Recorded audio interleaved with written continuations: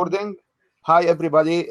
My name is Wael Badawi. I'm a keynote speaker at Success Code, and I would like to welcome you to the first session of Success Code speaker sessions. We have currently 3 of the speakers. The way the orientation will work is each one of the speaker will introduce himself, talk about what exactly he's looking for, what value we'll get from the show. And for the audience, if you like to ask question, you can go to send message, write /Q, and after /Q, write your question. The question will come to the left-hand side of the chat room. So I would like to welcome our speaker, Michael Crichton. I'm not starting with experience or wisdom or whatever. I'm just starting to say I'd love to hear from Mike because I know Mike has lots to say for us. Can you guys hear me?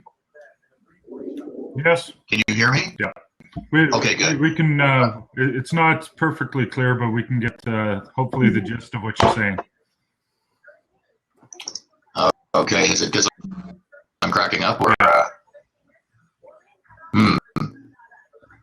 don't know what to do? Anyway, if it's really bad, then maybe at some point I'll bail or whatever the case may be. So let me know if it works out. Anyway, I'm the author of A Brilliant Idea Every 60 Seconds, published by Golden Media out of New York. And it's basically a recent evolution in my career, spawned from my work over 37 years with a variety of companies. I began essentially in broadcast, and then that expanded into creative communications in all formats. And today I work on projects that over broad range. The essence of what I talk about is a creative process that is more highly tangible, if you will, that directs people with the methodology to be able to generate ideas immediately, critical, actionable ideas. We get lost in the context of a big idea, and what I try to do in terms of setting context with everyone that I work with is that the big idea is the domain of Brahma, God, Allah, whoever it is that invented the time continuum in the universe. The rest of us have to deal with things in a more practical, on the ground way, and people tend to think of creativity as something out there. So my process and what I'll focus on in my short presentation at the Success Code event is what that is about. And to wrap this context up, some of that will involve a focus on tactic, where rather than focusing on big vision statements or mission statements or big context, the idea is to start with tactical thinking and engage in a process that leads to brands and concepts, etc., emerging from within rather than going from the top down, sort of thing. So that's my thing. I'm excited to attend your talk because I read a little bit inside the book, and the principle of having every 60 seconds a good idea, and every 60 minutes. For me, I see it as awareness. Like, people have to be cautious, aware of the time, because you can have brilliant ideas, but when and what. So, what primarily got you into this particular number? 60 seconds. It was completely organic, and it was through experience. When I was it started actually almost 37 years ago. When I was a young copywriter at radio, especially in a small market, it was generally the norm that the mom and pop advertisers saw themselves as really being knowledgeable, and a young copywriter really didn't know very much. What I like to do, of course, I was always the kind of person who generated ideas and concepts. So I said to myself, if I can generate something that gets the client's attention within the first few minutes, I think it would help the dynamic of the relationship. So I started doing that just to get their attention, to get the conversation going in a way that I was part of it. So rather than them dictating to me, we were now collaborating. I got to the point that I asked myself, can I literally do it in 60 seconds? And the process evolved from there.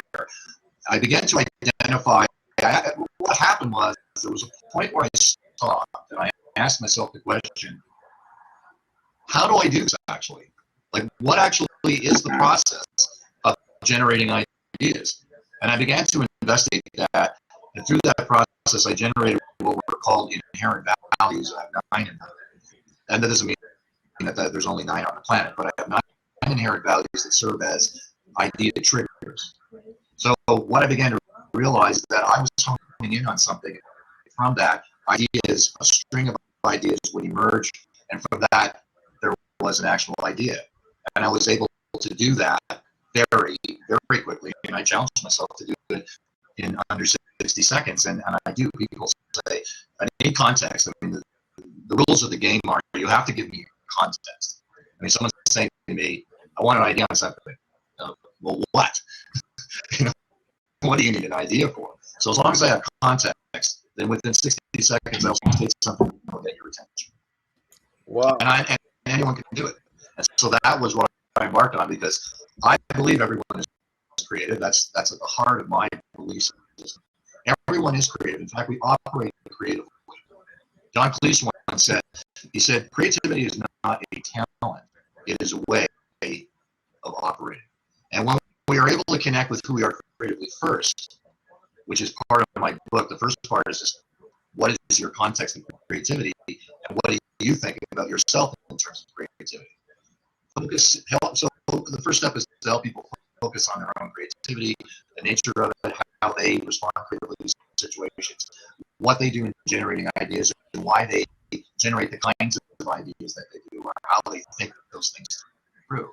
And then from there, there's an opportunity to sit down with the methodology, and even if you're hungover, you can actually apply it and immediately begin to generate relevant ideas in a string, leading to the identification of the actionable idea. And the actionable idea might be a theme, it might be the pivot point for strategy, et cetera, et cetera. So it's an idea, and again, the methodology is designed for all applications, not just creative communication, but whether you're trying to solve a problem, improve relationships, you're chasing innovation, you're trying to improve productivity in your organization. So what happens when people sit down? One of the things that is not managed quite often is the creative process in those types of meetings. Okay, that's great. There it is. That's great. John, I noticed that Michael, there are so many comments about the connections with, maybe I think it's bandwidth on your end, but I will just open the floor to John, or you want to John start, or you want to Shannon start to give more question to Michael, and then we rotate and get John to be the interview.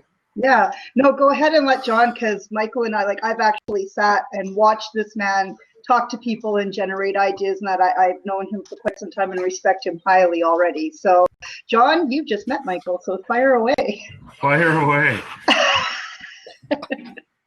The connection has been a little bit poor from you, Michael, and so I was hoping to get a little bit more clarity on your 60-second process, if that's possible. Okay. And where would you like me to start with that? When you say clarity, help me understand. Like, for example, what is not clear, or what is interesting to you?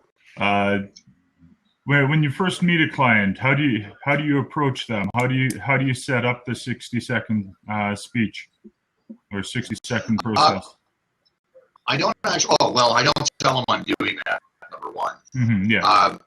Yeah. The first thing that I do with a client, and it depends on whether the client is quite often is a woman or a man, believe it or not. Mm-hmm. I find that women tend to think more globally in context, and men tend to be more tactical. So I sit down with them. The first thing I do is ask them, "What do you need an idea for? What are you chasing?"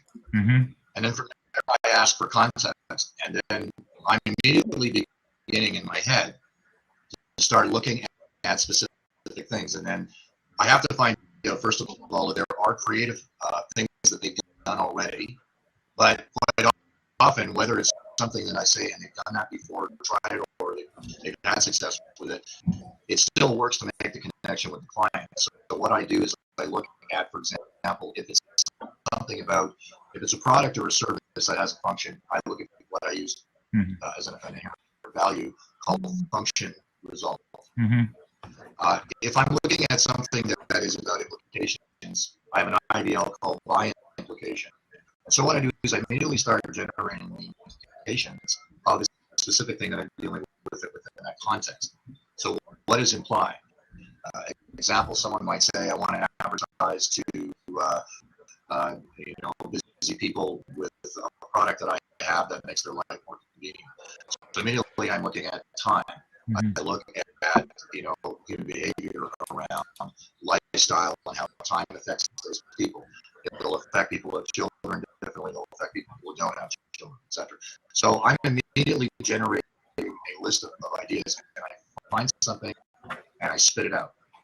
And I'll get a reaction that might be, well, actually, yeah, we did something like that. I said, great. Well, immediately there's a connection, because now they see that, oh, I can think in the kind of relevant terms they understand. Yeah, okay. Or I'll say something and they'll go, you know what? We never really actually thought of it. What do you tell me more about it? And then I have to interrupt here, guys. Remember, we have to keep it attractive for our audience to come to the conference. Thank you, John. I know, Mike, I know your heart. You have a big heart. You're trying to help everybody, and that's why whenever something comes to your passion, I love it. I want to move on because we don't want to keep. So I would recommend, if any of the our guests, we have about, I think, 21, 8 of them are attending. If you have any questions, just type it to Michael, and we'll give Michael a session at the end. Now we move to our. I move to John McDonald. And John, so thank you, Mike, very much. John, so what gets you into the mood and the love to speak as a success coach? Oh, interesting question there, Wael. What I've found, and I've been through quite a number of transitions in my time here, and so what I have been doing is working with people and finding ways that really help them in their transitions. And so as I come into Success Code, I'm building a lot on what my experiences have been. A little bit about myself is I walked into a situation in Korea just about 20 years ago and realized that I didn't know anybody in a strange land, in a strange country, and I've built a career over there before coming back to Canada. And during this career, I've transitioned, I've recreated myself, and I found that there weren't a lot of mentors. And so for what I like to do, and in every position that I've been in, is I've found a way to help the next generation. I've found a way to help people get through. And so for me, it's been, okay, people moving abroad, what can I do for them? How can I assist them? Then I got into working with university and then graduate researchers and helping them with words and working with language and helping so many people get published. My career, I've helped over 1,500 people publish in journals ranking from Science, Nature, and on down. It's an opportunity for me to use my skills. And when in one of my last transitions, I was a head trainer for an international editing company. I was able to go through Korea, Japan, China. We had sessions booked in Taiwan and other places around the world. And what I do is making processes simple.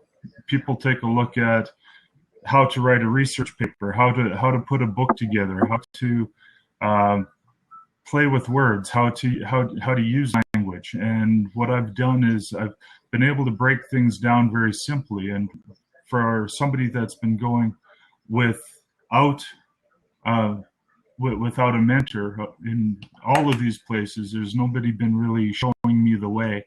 I've taken it upon myself to show them the way, to give them feedback, to give them opportunities to connect with me and get coached, and simplifying a lot of processes. Wow. You know, I can share with you one of my experience when I was very, very, very young, like my first year of graduation. I worked for someone, and he was my supervisor, and he was a writer. Mm-hmm. And he ended up being the head of the academy of the education of one of the largest academy over in the Middle East. When I did my PhD, I worked with Professor Bayoumi in Louisiana, and he used to write a column on every week in a magazine, and he used to write stuff at the time was crazy enough to say, I'm writing email to god@heaven.com.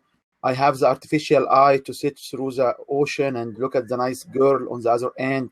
He was a sarcastic, unique attitude, unique style of words. He ended up being in a very high position with the National Science Foundation and so many other areas. It got me to realize at the very beginning that the value of people and how people achieve are in two ways, either write or speak. And both of them are expressions of ideas. Yeah. And unfortunately, with whatever accent you have, whatever style you have, you need to be trained and trained and trained to make it better, and you'll be better. So I appreciate whatever you're explaining, because this was a personal experience for me. So what value or what's the transformational for individuals who will attend the Success Code will receive when they listen to you? When they listen to me, number one, as you commented on the importance of words, whether you're speaking or writing. For a lot of the clients that I've been working with, it's been, if they don't write well, they don't get to speak well. And so the writing comes before the speaking in many cases. And so using this skill, using this background, during the sessions, we're going to go through, again, I know that Michael has published books, Shannon's published books. There's been quite a lot of people that publish books, but it's how to communicate them. Like in our groups, we talk about becoming an authority. You leverage this being an authority into what you're passionate about, and again, you get to speak. You become an authority. You build your brand, and you advance your careers. John, I have a question. Yeah, yes, sir. I'd love to hear your take. I think one of the biggest challenges in writing, and I found that even for myself over the years, it's an ongoing quest, is not only writing in terms of from your own point of view, your expression of what you're thinking, but understanding the reader that you're writing for. Yeah. And beginning to realize that what may seem obvious to you is not necessarily going to be obvious to someone else. Yeah. And to finish my question as an example, what happened when I almost rewrote my book about 3 times because I realized what the heck am I saying? I try to understand what the reader might experience. How do you approach that with the people that you coach or work with? The whole concept of coaching is that before I can help them with words, even something as simple as going through a website, if I don't know who you are and why you are, and this concept of why gets deep into your soul, is why you do what you do. That's the first step of anything that, I can't write a book. I can't coach a client. I can't assist people effectively unless I know why you are who you are. And then once we've achieved that, again, it comes back to, now that I know why you do what you do, we can talk about your skills. We can talk about why you're becoming an authority and why you want to venture into whatever field you're getting into. Does that help? Yeah. So just to cap, Mike, me and John, we developed a 12-step system where we help individuals to go through their authority, go through their experience, and leverage that by driving a program where they can make between $5,000 to $100,000 a month by doing this extracurriculum activity. And what I love about John is he brings a real personal experience, which you can put it down, you can apply it quickly. So a lot, like John is one of my partner, which I'm really proud of him accepting me as a partner to him. So Shannon, do you like to give a question to John? Actually, I haven't actually published my book. I've been a ghostwriter, and I've been a co-author on a few books, but I've never been involved in the actual process of producing that book, getting it published, getting it out. I am in the process of writing a book right now, actually based on my little speech that I'm going to give at the Success Code.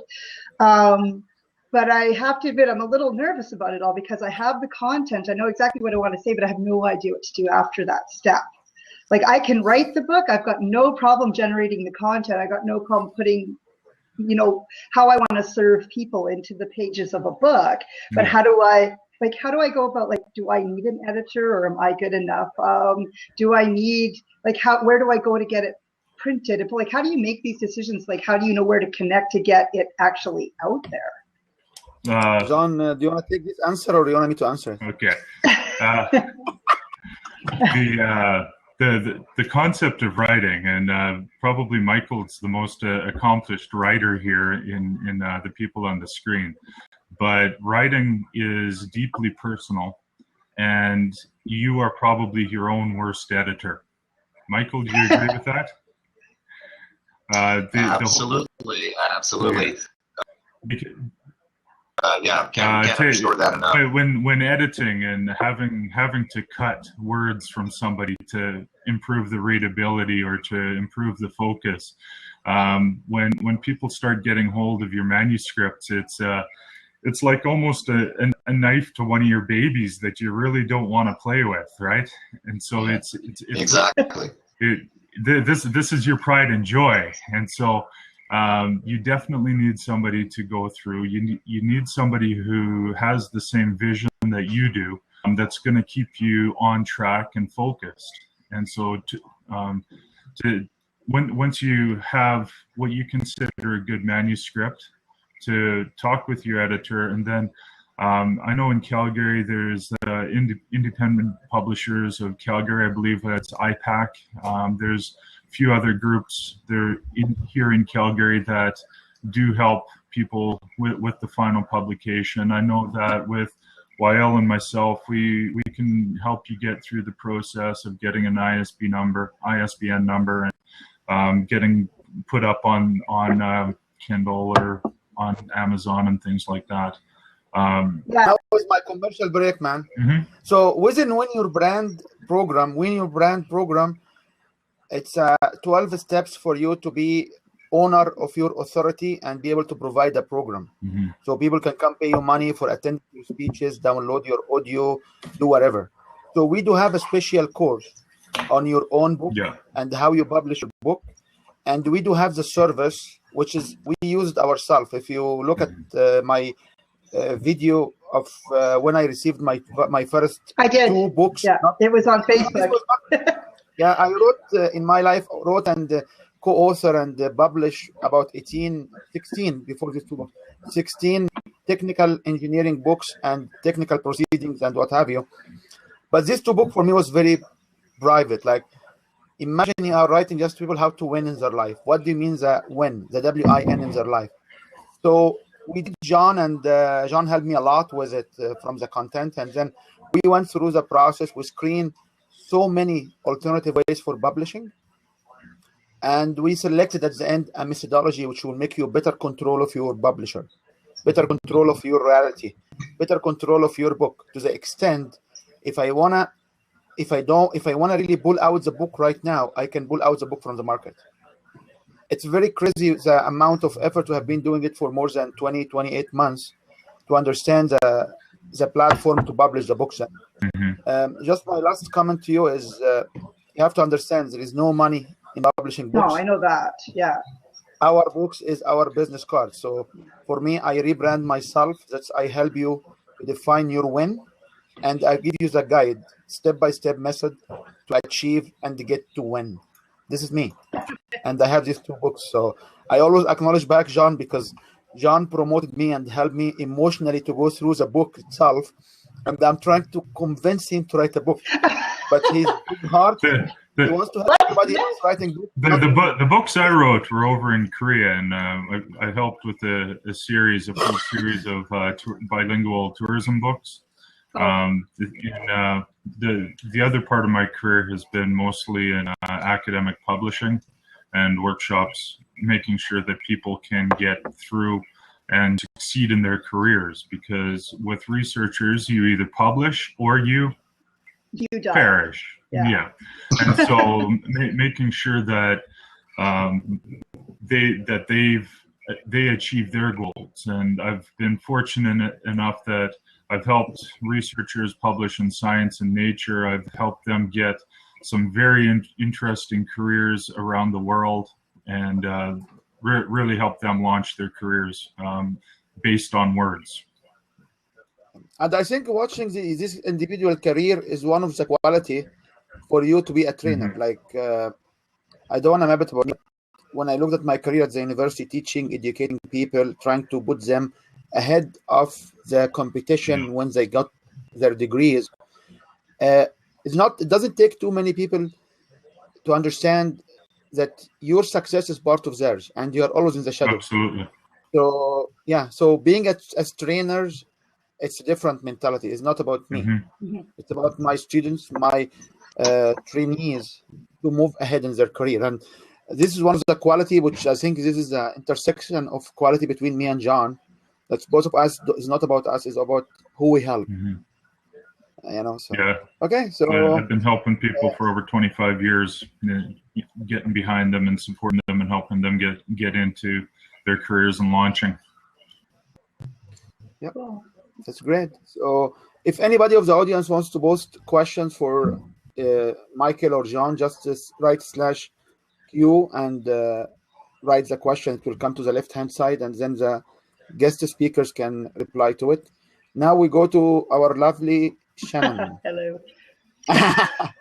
So Shannon, what is a single thing you can tell the audience about Success Code and the value they will get? Just one thing they will learn. The one thing that they'll learn, how most of the people that they've been listening to have been lying to them about how to succeed. Ouch. Wow. And what success means to you? Because I use different terminology. I use the word win. Yeah. But for you, what's success? To me, when I'm doing anything that I do, I always look at it from a perspective of how I'm best serving people. I believe that I was put here to serve people.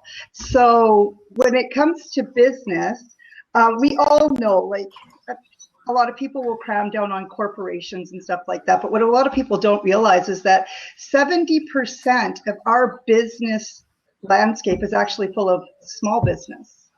The corporations only make up a very small percentage. Our economy and our way of life depends on small business. So if we're not serving small businesses and helping them to succeed, we're damaging ourselves. And so that's my perspective. We're going to be here serving those small businesses and telling them the truth about what it means to succeed. And success can mean anything from, if your goal is to have $1 million in the bank, then I guess when you get there, you've succeeded. But I feel that if there's a business that has a goal and they want to serve somebody and they find themselves in a position where they're actually fulfilling that need and they're serving those people and they're helping their community, they've succeeded. Wow. Yeah, I got the point. For me, I see it differently. I see there's maybe 10-20% big organization which has a multi-million-dollar level organization, and the other 80% of us who are potential millionaires. And my role is to help people to win and become this millionaire within 6 months to 2 years. So I love the way you can. Okay, so we are right now about halftime. Okay, before you go, guys, I just want to disclose one thing to you. I love that start at 11:55 because we have to be different. We have to be unique. That's why it's 11:55, and we should close by 12:55 as well. So, Shannon? Do you wanna get Marcel in? Is Marcel there ready to come in? Yeah, I think so. I will just switch you to Marcel. Yeah, sure. Okay. Kick me out. It's been nice chatting, everybody, and I will just continue to watch from here on out. So have a nice day, everyone. Bye-bye. You too. Enjoy the weather in Edmonton. It's so cool. It's gross here, but I'll do my best. Okay, bye. Looking forward to seeing you up there soon. Yeah, I'm looking forward to hearing you too. Okay, talk to you guys later. Bye. Bye, Marcel. Can you call in? Okay, I see you coming, my friend. Show the caller. There we go. Yeah, it's coming, man.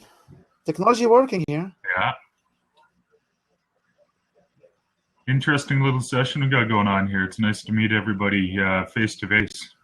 Yeah, I know. And for Mike, I was actually looking forward to see him in person. Hello, I heard a lot welcome. about Michael, and My name I is was so excited when I knew he is part of our team. So, can you see Marcel?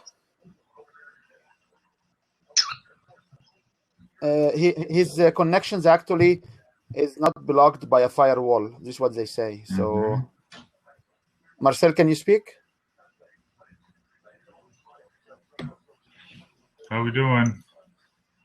I don't know. Do you see the message, John? It said connection. It says make sure your connection isn't blocked by a firewall. I can't see the top of what it is. Yeah. Okay. So let's keep the ball rolling, and Marcel, we will call you back if you finish if you collect the firewall. Let's get Juanita in, okay? So Juanita can come in if she likes. She can call in. Hi. I want There's Juanita. to speak to Marcel. He's having some technical difficulties, but I want to speak to who Marcel is from my perspective. But can I introduce you first? So Mike, can I introduce you first? So Mike, this is what I call Lady Madam Juanita. She's the one who put me on my feet and get me to make money. And she's our operation quarterback in Win Your Brand. So Juanita, you can go in now. Thank you. I have to quickly say that it's a reciprocal relationship. Wael, you also put me on my feet and get me going. So I will always be grateful for that. I just wanted to speak to who Marcel is. Marcel is, he specifically speaks to, as Marcel says, the elephant in the room. So I'm really hoping that he can get his firewall issue and get on here and be introduced. Now, when we talk about Success Code, I'm really excited. I am in the background on this and more of a facilitator between the speakers and the actual event. I'm really excited. I hope to be out there to be able to see everybody present and give their Michael, nice to meet you. Nice to meet you. And yeah, so that's all I have to say unless somebody has a question. Yeah. Mike, do you have questions to Juanita? Well, I'd like to know, just tell me more about what you're doing and maybe your context on how success is perceived today. I mean, there's been a lot of books published on success, but even when we were debating that in terms of the title of my book or whatever the byline, it was like giving birth to a child trying to decide what the byline was, because we had talked about success being in the byline, and my question was, it's been beaten up to death out there in terms of success processes and motivation and what it takes and all that. I'd be curious to know from your perspective, when you think about success, what do you think about today? Because there are certainly lots of perspectives on it. So just curious, when you say success, what does it mean? So can I just clarify exactly what your question is? Because there was an awful lot that you said in there. Yeah, sorry. No. I really appreciate that, but I just want. You are a very detailed. I know. You know what? I love to work with you because you are a very detailed individual. I love it. Go ahead. So, Mike, you just need to make it concise. Make it concise, and I'll say there have been a lot of books published on success over the last 25 years, and how people talk about success continues to evolve. What do you think it looks like today? What are the attributes of success that people focus on today? Okay, that I focus on personally. Yeah, let's see what you focus on. Sure. Well, as an entrepreneur, I focus on success in different ways. Success can be money. Success can be. I think even Shannon spoke to it. Success is money. We need to make money. One. If you're not making money as an entrepreneur, you're not successful in the sense of being able to carry on. So that's important. Making money, in a sense, as I think Shannon was speaking to, in service to people, in being able to bring other people into their success, and through books, through webinars, through speaking engagements like the Success Code, connecting with other people who have experience in success, experience in different processes and systems. And to me, that's what Success Code is about, is sharing a success code that individuals, be it Wael, be it John, be it yourself or Shannon or Marcel, their own codes that they view in order to be successful. So I'm really excited about Wael. Being able to come on and get a face-to-face with people and share information. So yeah, I hope I answered your question. Yeah. I was just, no, I mean, when I talk to people about success, everybody has a different context of it. And I just find, I certainly find it interesting. For myself, it's the realization or the evidence of purpose. In other words, when I do something and I see a result, I live for that. And that result, maybe it's a derivative. It could be something that happens that's good for somebody else, so they achieve their objective, and I'm in assistance of that,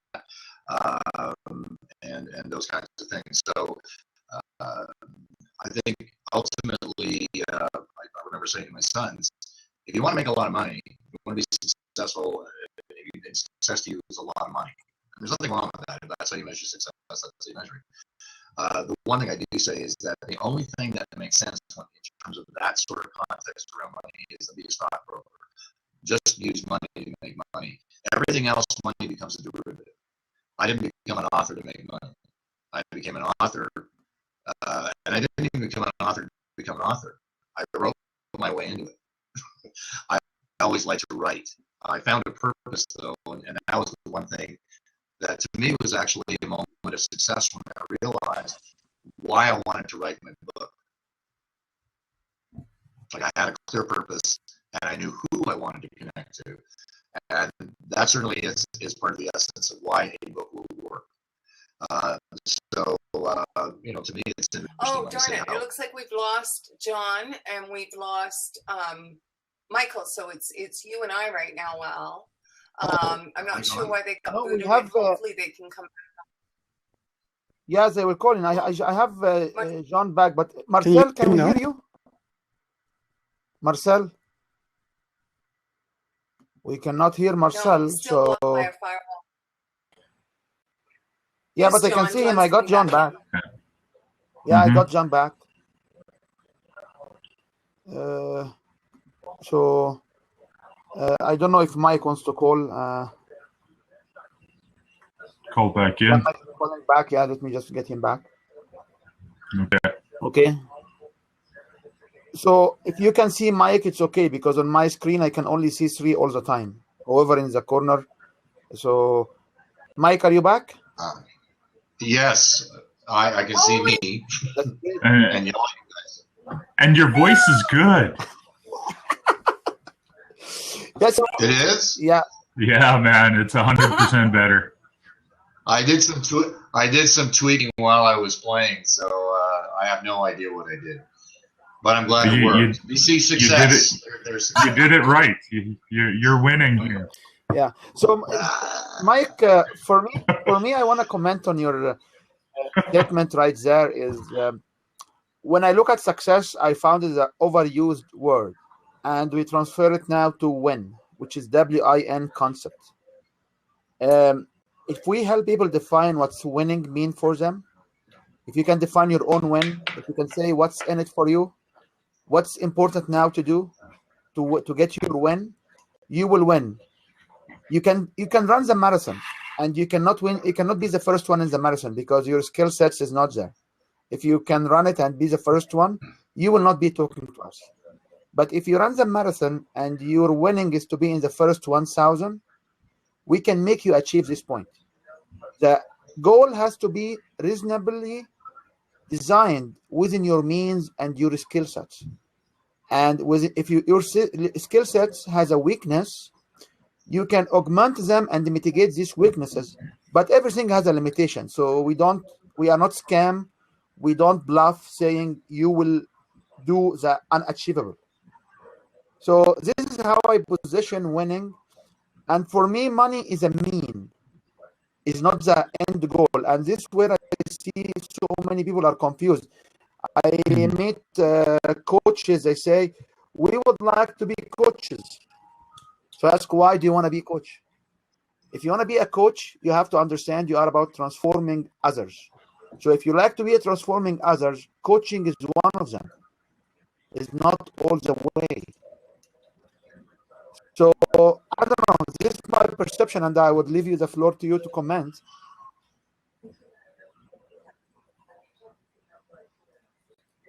Well, I mean, I think John probably is experiencing this all the time, and I, to me, one of the most powerful experiences of success are when you're mentoring someone or working with them, and there's a major realization, or they cross a threshold of something that they had not experienced before, and it builds their confidence and it suddenly opens their doors. That's why I enjoy what I do, because I see the lights go on in people's eyes when they realize just how deep their own creativity is, when they really get it.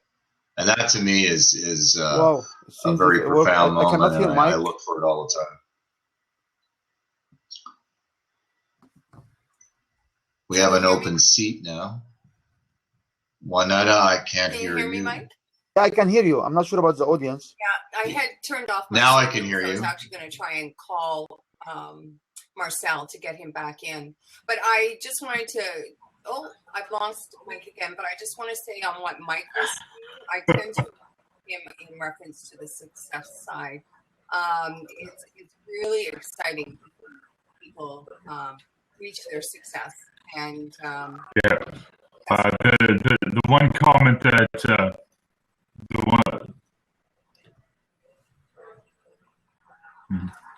the one comment from Mike that really resonates is, I love watching the lights go on when people get it. You know, I've been coaching. I've been standing behind people for so many years. And when the lights go on and they get it and they're thriving and they're succeeding, this is why I do what I do. I love Mike. I love being put in that position where so I much can make about him. people He's grow. a guy with a big heart. I love it. Like, I feel so. Sometimes you feel like it's so privileged for me to share the stage with him. I don't know. I'm not that young, by the way, but I maybe look young because I do my own secret stuff. Anyway, so when I get Marcel, can we hear you, Marcel? No, he's still having firewall issues. I'm actually going to jump off here. Wait until we get some more people on here, because the only person I can see. Can you see me, Wael, and yourself? Because I only have. Juanetta went black on screen here too. I'm not sure. Is Juanetta still there? Got audio on. Is not on. So I'm just going to stay on for a minute until I get you guys. Okay, Mike is coming back on. Hi, Mike. Wael, you just went to audio only here. I'm going to jump off because I'm going to try and get a hold of Marcel. Yes, Mike. Okay. I mean, I can certainly make room for someone else. If I see a gap, I just jump back in. We're just. No, it's just the three of us, because I think we have to conclude in 15 minutes. So I'll give you the floor, Mike. Oh, I just John and I think I heard your comments, John, and it is. It's seeing that transformation.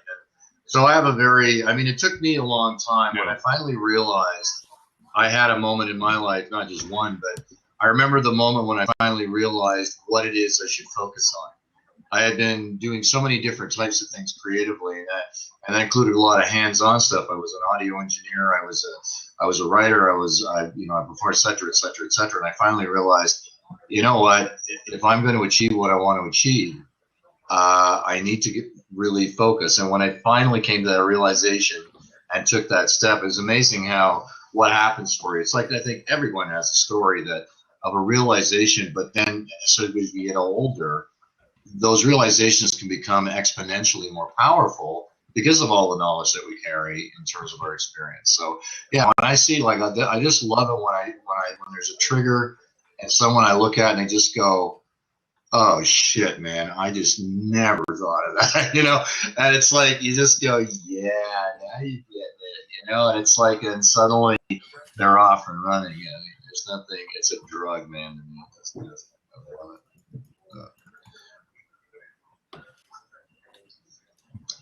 Yeah, and I mean the exchange. I mean, I think one of the big things too is that beautiful. When that happens, especially in my So, arena. Mike, did you see a shift between the internet era and before the era? It's funny. There are things that are the same, and there are things that are different. I mean, for me, creativity, the processes of creativity, if anything, there's a lot more that's offered. There's more at your fingertips. So in terms of information knowledge, if you have an idea, for example, there's a lot you can immediately reach out to find out something. Before internet and the power of it, really we were left to our own devices. Now, if you had a big library or you had colleagues or whatever, I mean, certainly there were resources there, but it wasn't instant. Now, people can instantly begin to investigate, try things, and you know, etc. I mean, look at the impact that crowdfunding is having in terms of the entrepreneurial evolution. You know, and what's interesting is I like some of the work that some of these guys are doing, like Kickstart, because Kickstart is not only an arena in which people can find resources to do things, but you look at the ideas and the concepts that are beginning to emerge from that arena. Great branding, because they let their product brand what they were. Kickstart stories have become that emergence of the brand of what they are. So that's the big difference. I think the big difference is the access to resources, to people, to information, and to tools. Because now you can exchange things very quickly. You can connect to people you wouldn't have been able to ever connect with before. So that is the big difference to me.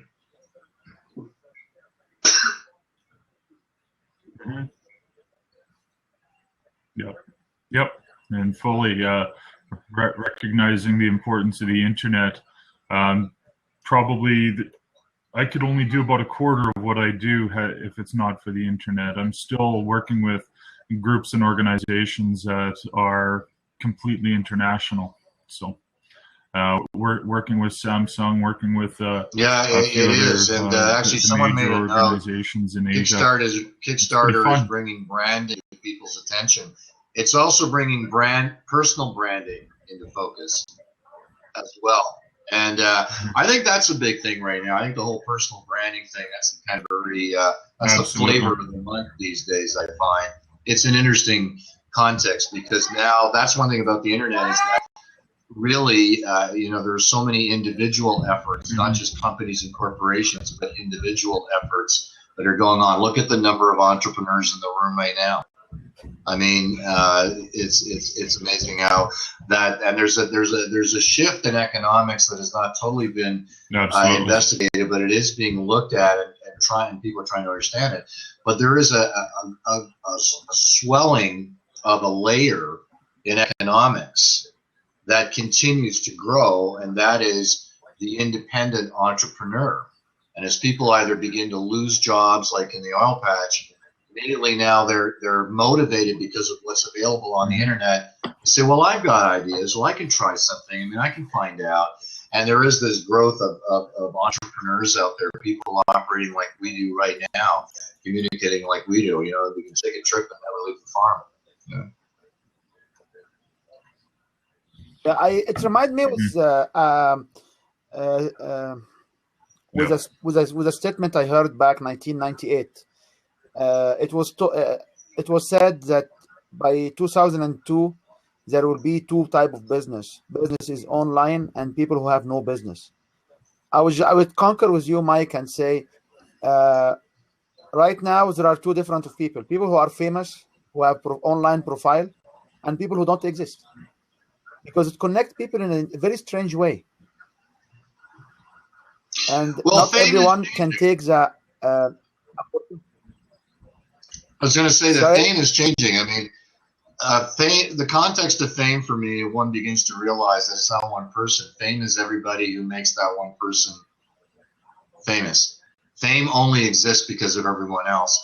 And that's an interesting thing, is that individuals now have a chance to be more exposed to a lot more people. And you see it in the communications on even things like Facebook, et cetera, et cetera. Everyone has a chance to be noticed. And people take that opportunity.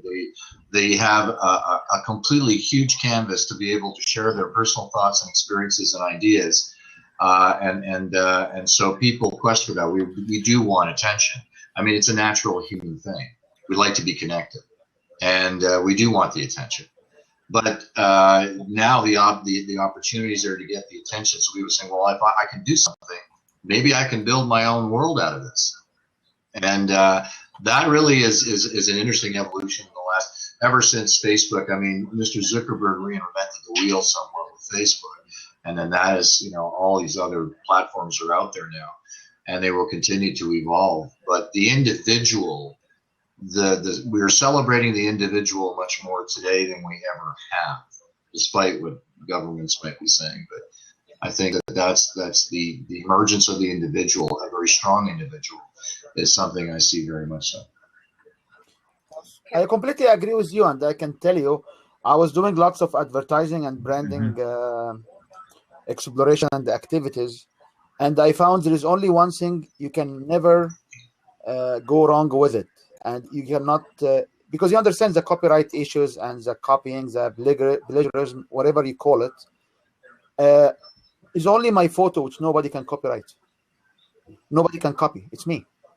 So when we talk about individualism and how to come up, I see it as a function of the internet. I see it as a function of having a better exposure. I see that's my face, my photo. This is my identity. I cannot copy somebody else's photo, and I can move forward to get myself known. We have enormous numbers of individuals. It's not only Justin Bieber. It's not only Katy Perry, which have her own productions for only YouTube channel to make money without going anywhere else before YouTube. I see so many of I know so many of speakers who came back to TV shows where they start with exclusive programs over the internet. Yeah. Now, ask yourself this question. I mean, if we accept the notion in terms of what has been said that the middle class is disappearing, and it's not altogether disappeared. But the thing is, there are always checks and balances in everything, in every system. Where did the middle class go? Well, my answer would be it's that swell that is occurring now in terms of the strength of individuals that are beginning to pursue their own opportunities and not necessarily just going to work for a company, but rather work for themselves, if you will. The rise of the individual brand. And I think if one says, where did the middle class go? It went there partly out of necessity. People have lost jobs. Also, people are seeing more opportunities. So there's an interesting, socioeconomic evolution going on in our world, especially because there are, I think, a lot of people, it's a sweeping generalization, what I'm about to say, but people are cynical about government. You know, they don't buy what government's saying anymore. And whether we elect an NDP or a liberal or a Republican or a Democrat, it's all the same bullshit. I mean, at the end of the day, the only reality we can count on and the only one we actually know is the one we see from behind. This is it. All I got, you guys, is what I actually know. And that's all I got to work with, because unless I can have an out-of-body experience or exchange minds, someone once said if we could actually change mind or exchange minds, the shock would probably kill us. You know, I mean, ultimately, that's No, this is a very interesting. It's very interesting perception, and we for sure we will have in the next sessions. You will be more than welcome to join and continue the discussions. We have about 5 minutes to go, so I would like to give the floor to Jean for 1 minute comment and Juanita for 1 minute comment, so we can close on time. You know, as a host, I ran my program with Wael, which is a host, and as a host, I have to be more cautious of the start and the end time. So, like to my lovely friend Jean. I don't think John can right now. To expand a little bit about what Michael was saying. He's got a fire. Sorry, Juanita? Issue. No, okay. We you can't see me? Sorry. Back to what I was saying about Michael is that we like to expand on that and go, everybody is branded, whether you want to be or not. And so we need to be able to put out information that's going to help us build who we want to be in the community, who we want to be, and what type of clients that we're going to receive. So personal branding is critical for our future, and making sure that based on as our a matter brand, of fact, we're I an think we will authority, and begin we to get see. to Thank you, man. continue So doing when what we love Sorry, I was to going do. to say, and I'm in my last comment is we will begin to see even more books and more blogs, etc., and even online courses that are going to be devoted to science and technology around personal branding development. It's out there. I'm not saying it's not, it already is, but it's. I think there's going to be a proliferation of it. Yep.